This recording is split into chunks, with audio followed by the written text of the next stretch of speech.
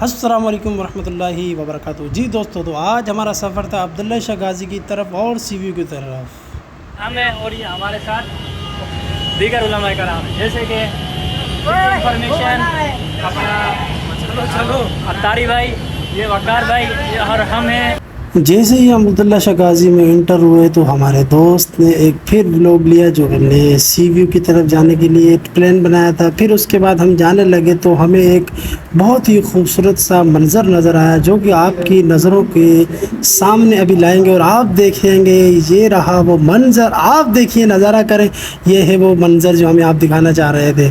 تو اس کے بعد ہم نے کچرا وغیرہ بھی دیکھنے کو ملا اور اس کے بعد ہم اندر انٹر ہو گئے اور یہ معاملات سارے دیکھنے کو ملے۔ سب سے پہلے ہم نے دیکھا، ہم نے کچھ خریداری کی، کھانے پینے کے لیے سامان لیا، فاتحہ وغیرہ کے لیے سامان لیا۔ پھر اس کے بعد ہم چلنے لگے مزار شریف کی طرف اور پھر ہمارے سارے دوست مزار شریف کی طرف روانہ ہو گئے۔